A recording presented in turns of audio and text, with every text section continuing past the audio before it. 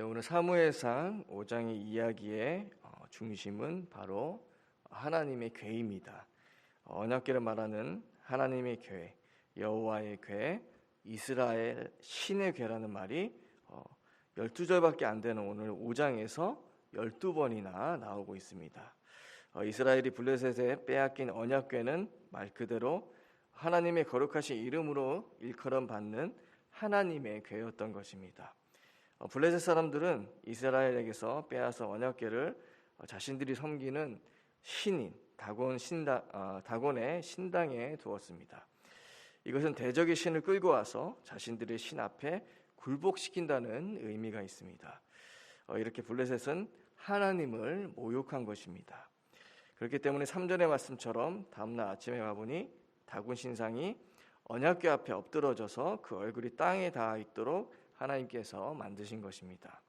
그 다음날 아침에는 얼굴이 땅에 닿았을 뿐만 아니라 4절의 말씀처럼 머리와 두 손목이 끊어져 있고 다곤 신상의 몸뚱이만 남아 있었습니다.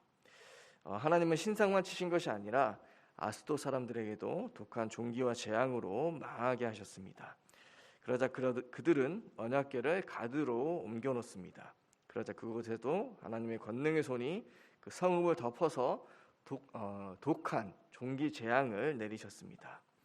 그래서 그들은 언약궤를 에그론으로 보냅니다. 그러자 에그론 사람들이 이스라엘 신의 궤를 우리에게 보내서 너희가 당한 저주를 당해서 죽으라는 것이냐고 원망합니다. 아스돗, 가드, 에그론은 모두 블레셋의 큰 성읍들입니다. 이렇게 언약궤가 머문 곳마다 모두 하나님의 저주가 임하게 되었습니다. 여기서 한 가지 궁금증이 생깁니다. 왜 하나님께서는 이스라엘 백성이 블레셋과 전쟁 중에 언약궤를 가져왔을 때는 이스라엘이 패하게 하시고 언약궤도 빼앗기게 하셨는데 블레셋 사람들이 사는 성읍에 언약궤가 머물 때는 능력을 발휘했냐는 것입니다. 언약궤 자체에 능력이 있었기 때문이 아닙니다.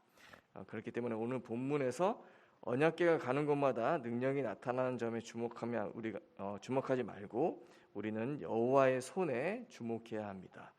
여호와의 손이라는 말씀은 6절과 7절, 9절, 11절에서 4번이나 등장합니다.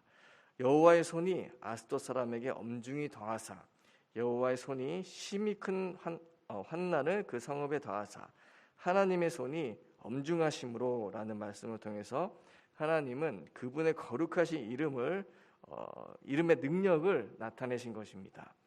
바로 언약궤에는 블레셋 사람들이 말하는 대로 이스라엘의 신, 즉 여호와의 이름이 결부되어 있었기 때문입니다. 에스겔서 36장 22절과 23절에 하나님께서는 이렇게 말씀하십니다. 이스라엘 족속아, 내가 이렇게 행함은 너희를 위함이 아니요 너희가 들어간 그 여러 나라에서 더럽힌 나의 거룩한 이름을 위함이라. 여러 나라 가운데에서 더럽혀진 이름 곧 너희가 그들 가운데서 더럽힌 나의 큰 이름을 내가 거룩하게 할지라. 내가 그들의 눈앞에서 너희로 말미암아 나의 거룩함을 나타내리니 내가 여호와인 줄을 여러 나라 사람들이 알리라. 이렇게 하나님께서는 이스라엘 백성에게 말씀하셨습니다. 하나님의 거룩하신 이름 때문에 그들을 바벨론에서 포로로 내버려 두지 않으시고 그 포로에서 귀환하시게 하시겠다는 것입니다. 다니엘이 사자굴에서 살아나온 사건이나 그의 친구들이 풀무벌에서 타지 않고 나온 기적은 하나님께서 그들을 통해 이방이 섬기는 우상은 아무것도 아니며 오직 하나님만이 참 신이심을 나타내신 것입니다.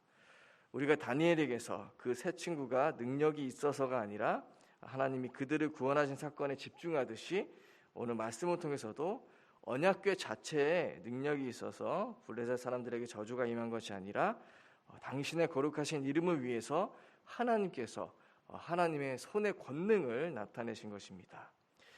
여호와의 손은 대적을 치실 때만 나타나고 역사하신 것은 아닙니다. 우리가 내일 묵상할 6장에서 하나님의 궤가 돌아올 때도 역사하셨고 하나님의 백성들이 바벨론의 포로가 되었다가 귀환할 때도 하나님께서는 하나님의 손으로 그들을 인도하셨습니다. 사도행전 11장 21절을 보면 주의 손이 그들과 함께 하심에 수많은 사람들이 믿고 주께 돌아오더라 라는 말씀이 있습니다. 신약 시대에 와서도 하나님께서는 예수 그리스도를 통해서 하나님을 믿는 그분의 백성들을 그분의 손으로 보호하시고 구원의 길로 인도하셨습니다. 이스라엘 백성은 언약궤를 이용해서 블레셋을 이기려고 했습니다. 자신이 하나님이 되어서 하나님의 능력을 사용하려고 했던 것입니다. 하지만 하나님은 그런 이스라엘을 오히려 블레셋에게 대패하게 하셔서 그들의 교만으로 인한 죄악을 징계하셨습니다. 요한복음 10장 28절과 29절에 보면 내가 그들에게 영생을 주노니 영원히 멸망하지 아니할 것이요 또 그들을 내 손에서 빼앗을 자가 없느니라. 그들을 주신 내 아버지는 만물보다 크심에 아무도 아버지 손에서 빼앗을 수 없느니라고 예수님이 그분을 믿지 않는 유대인들에게 말씀하셨습니다. 우리는 예수 그리스도를 통해서 구원받은 하나님의 백성입니다. 사무에서의 이스라엘 백성은 하나님의 언약 백성인 것은 알고 있었지만 그것을 배경 삼아서 언약궤를 이용해 블레셋을 이기려고 했습니다. 자기 양을 아버지의 손에서 빼앗을 자가 없다고 하신 예수님도 영적 선민사상만을 가지고 복음을 배척한 유대인들에게 너희들이 오늘 본문에 나온 이스라엘과 같다고 말씀하신 것입니다. 주기도문에는 하늘에 계신 우리 아버지의 이름을 거룩하게 하시며 라고 기도가 시작됩니다. 하나님께서는 우리를 구원한 능력의 복음을 자신의 배경으로 삼지 않고 오직 그분의 영광만을 위해 사는 그분의 백성들을 그분의 손으로 보호하시고 지금도 인도하고 계십니다. 하지만 우리가 복음을 우리의 육신의 충족을 위해서 이용하려고 할 때 이스라엘이 언약궤를 이용해서 승리하려고 했다가 패한 것 같은 결과를 맞이할 수 있습니다. 하지만 하나님께서는 그분의 영광된 이름을 위해서 빼앗긴 언약궤가 가는 곳마다 그분의 손으로 그분의 능력과 권능을 나타내셨습니다. 오늘도 주일 강단에서 주시는 말씀을 따라 우리가 한 주를 살아가면서 그 말씀으로 나의 육신을 살리고 나의 욕심을 채우는 것이 아니라 그 말씀에 온전히 순종함으로 하나님의 손의 능력이 우리의 삶을 통해 나타나는 그런 역사가 일어나는 한 주 되기를 간절히 축원드립니다. 기도하겠습니다. 하나님 아버지, 사무엘서에 나오는 이스라엘 백성은 언약궤를 이용해서 블레셋을 이기려고 했습니다. 지금도 그런 일들이 일어나고 있습니다. 이 예배당에 와서 그냥 앉아만 있고 내가 교회에 나온다고 해서 축복을 받는다고 믿는 어리석은 사람들이 있습니다.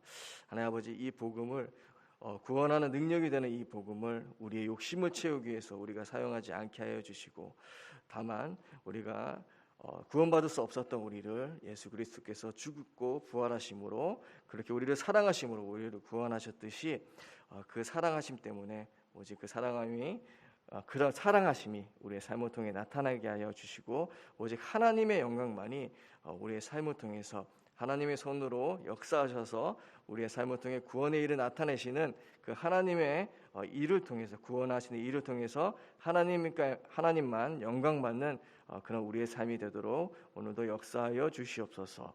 예수 그리스도의 이름으로 기도드리옵나이다. 아멘. 하늘에 계신 우리 아버지 이름을 거룩하게 하시며 아버지의 나라가 오게 하시며 아버지의 뜻이 하늘에서와 같이 땅에서도 이루어지게 하소서. 오늘 우리에게 일용할 양식을 주시고 우리가 우리에게 잘못한 사람을 용서하여 준 것 같이 우리 죄를 용서하여 주시고 우리를 시험에 빠지지 않게 하시고 악에서 구하소서. 나라와 권능과 영광이 영원히 아버지의 것입니다. 아멘.